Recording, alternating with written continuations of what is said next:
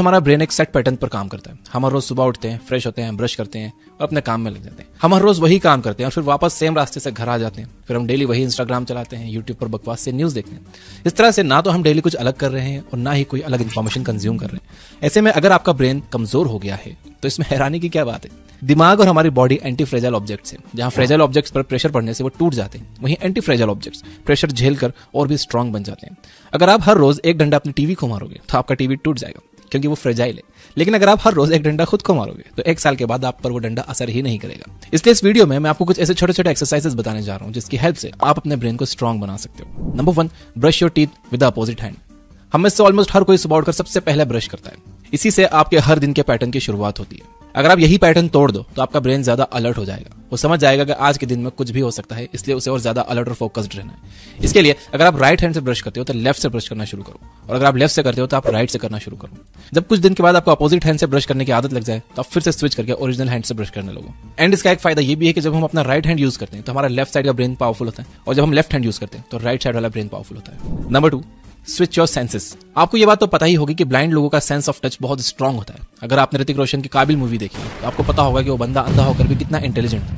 वो नोट्स की size feel करके ये बता देता था कि वो नोट 10 की है या 100 की है। उसके घर में सब कुछ एक स्पेसिफिक स्टेप की दूरी पर रखा होता था। उसके सुनने की एबिलिटी भी काफी स्ट्रांग थी। जब आपका एक सेंसरी ऑर्गन बंद हो जाता है तो आपके ब्रेन को उस सेंसरी ऑर्गन से मिलने वाली इन्फॉर्मेशन प्रोसेस नहीं करनी पड़ती। उसके पास थोड़ा सा स्पेस बच जाता है जिसका यूज वो दूसरे कामों को एफिशिएंट तरीके से करने के लिए यूज करता है। अगर आप किसी काम को करते वक्त अपने कुछ सेंसरी ऑर्गन्स को ऑफ कर दो तो आप फास्ट काम कर पाओगे। फॉर एग्जाम्पल, आप कंप्यूटर पर टाइपिंग सीख सकते हो, जिसमें आप बिना कीबोर्ड की तरफ देखे चीजें लिखने की कोशिश करते हो। आप बिना देखे चीजें ड्रॉ करने की कोशिश कर सकते हो। आप अपने घर वालों के चलने की स्टाइल से उन्हें आइडेंटिफाई करना सीख सकते हो। Number 3, puzzles. गेम्स आपके ब्रेन को शार्प कर सकते हैं, लेकिन यहाँ पर मल्टीपल लेवल्स वाले एडिक्टिव गेम्स की बात नहीं हो रही है। यहाँ पर कुछ सिंपल और क्लासिक गेम्स की बात हो रही है, जैसे sudoku, solitaire, chess, crossword puzzles, 2048 and visual puzzles. Chess खेलने से आपकी स्ट्रेटेजी बनाने की पावर इंक्रीज करती है। जीनियस चेस प्लेयर्स 12 से 15 मूव्स आगे की सोचते हैं। इसका मतलब यह है कि वो जानते हैं कि अगली 12 चाल में आप क्या चलोगे, वो क्या चलेंगे, और उनकी चाल देखकर आप फिर से क्या चलोगे। इस तरह से वो आपको फंसाने के लंबे प्लान बना पाते हैं। अगर आपकी भी इस तरह की long term thinking ability develop हो जाए तो आप भी लॉन्ग टर्म प्लान बना सकते हो और फ्यूचर में आने वाली प्रॉब्लम्स को प्रेजेंट में देखकर उनका सॉल्यूशन निकाल सकते हो। Number 4, the switching game. अब मैं आपको 3 गेम्स बताने जा रहा हूं जिनकी हेल्प से आप अपने ब्रेन को शार्प बना सकते हो। पहला है ओवी गेम। अपने लेफ्ट हैंड से ओके का साइन बनाओ और राइट से विक्ट्री का। इसके बाद आप अपने राइट से ओके का बनाओ और लेफ्ट से विक्ट्री का। इसी काम को 10 बार रिपीट करो। The circle triangle game. अपने लेफ्ट हैंड से हवा में एक सर्कल बनाओ और राइट हैंड से एक ट्रायंगल। कोशिश करो कि ये दोनों शेप्स परफेक्ट बने, वो भी एक साथ। ये सुनने में जितना इजी लगता है असल में उतना है नहीं। एक बार आप लेफ्ट से सर्कल और राइट से ट्रायंगल बनाने में कामयाब हो जाओ तो फिर स्विच करके अपने राइट से हवा में सर्कल बनाओ और लेफ्ट से एक ट्रायंगल बनाओ। Try to write with both hands. आपको 3 इडियट्स का वायरस तो याद ही होगा। उसने अपने ब्रेन को ऐसा ट्रेन कर लिया था जिससे वो दोनों हाथ से लिख सकता था। आप भी दोनों हाथों से एक साथ लिखने की कोशिश करो। एक बार आपको दोनों हाथों से एक साथ लिखना आ जाए तो आप दोनों हाथों से कुछ ड्रॉ करने की कोशिश करो। इस वीडियो का 5th point, give up the technology.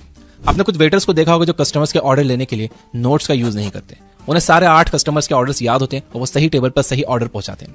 लेकिन हम में से बहुत से लोग छोटे छोटे काम के लिए भी टेक्नोलॉजी का यूज करते हैं। हम 17 को 34 से मल्टीप्लाई करने के लिए भी कैलकुलेटर का यूज करते हैं। शॉपिंग लिस्ट की चीजों को याद करने के बजाय उन्हें अपने फोन में सेव करके रखते हैं। हमें अपने घर में किसी का भी फोन नंबर याद नहीं रहता। हम इवेंट्स को भी याद रखने के लिए रिमाइंडर्स का यूज करते हैं। तो हो सके तो ये छोटे छोटे काम अपने ब्रेन पावर से करने की कोशिश करो। सबसे पहले आप अपनी लाइफ के 5 इंपॉर्टेंट लोगों का नंबर याद कर लो। इसके बाद आप जब भी नेक्स्ट टाइम शॉपिंग करने के लिए जाओ तो आप लिस्ट ना बनाकर चीजें याद करने की कोशिश करो। लिस्ट याद रखने के लिए मैं आपको एक सिंपल सी ट्रिक बताता हूँ।